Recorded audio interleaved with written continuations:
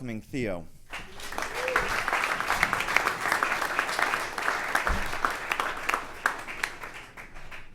Good morning. Every morning for the past 2 years, I woke up to the early morning sounds of Russell.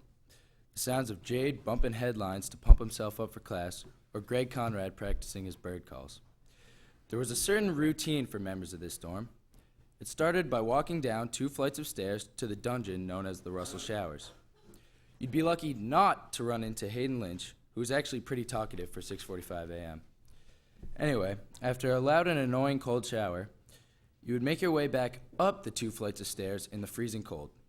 You can still see Colin Langham and myself sporting the customary bathrobes to keep us warm during this trek.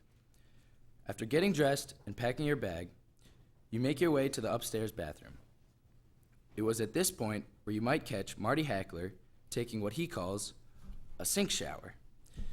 This consists of splashing your face with water a couple of times and sticking your hair under the faucet.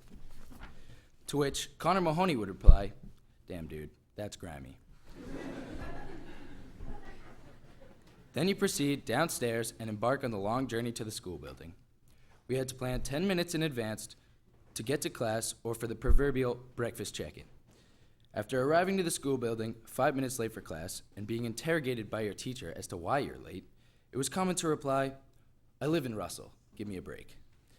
To which the teacher had no choice but to say, "Okay."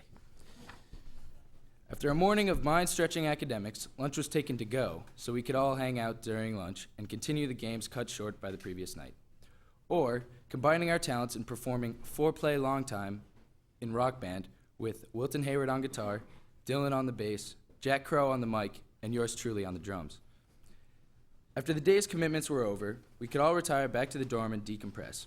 Whether it was Mr. McLaughlin, Mr. Alami, Mr. Benson, or Mr. Baker, we were always able to operate in an amicable manner with the dorm parents. That's more than I could say for Blake.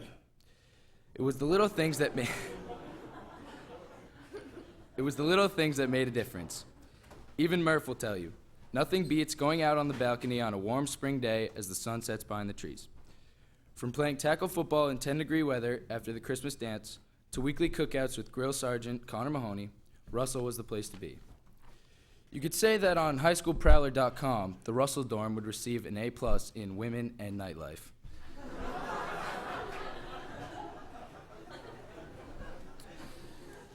Now, let me give you a little insight on how I ended up there.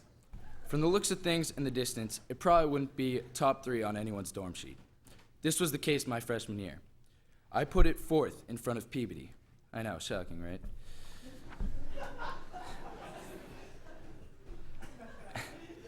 After my sophomore year, it jumped all the way to number 1, and I was the first person to turn in my form to make sure I would return. It is safe to say that Russell was the best dorm on campus. Sure, it might have been the worst-looking building, but it's what was inside that made it special from all other dorms. The dorm didn't have a specific place in chapel. I'm sure that tells you enough about it already.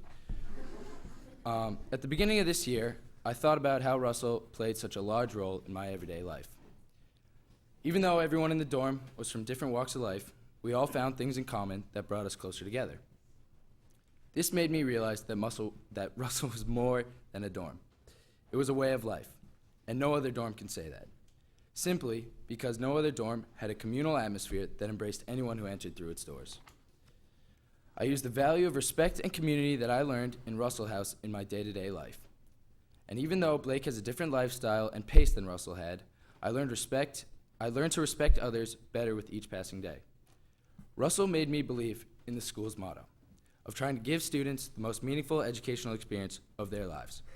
Because I learned empathy and compassion from those who lived there, and because the 2 years in Russell were the most meaningful years of my Brooks career.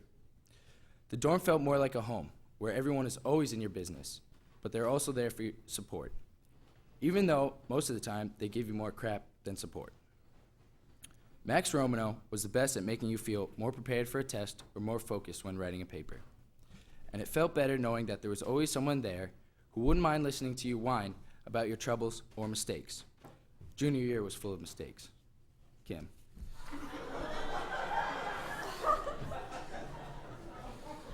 Though most of you have never stepped foot into Russ House, and never will, I just want you to know that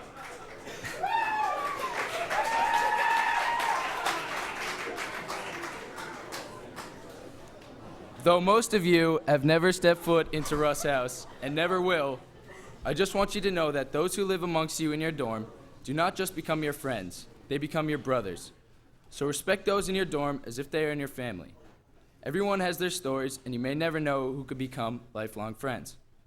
Although Chase has claimed the place of my beloved Russell, I still see it every time I jog out to left field, before every practice and every home game. I think about all the good times I had in that dorm.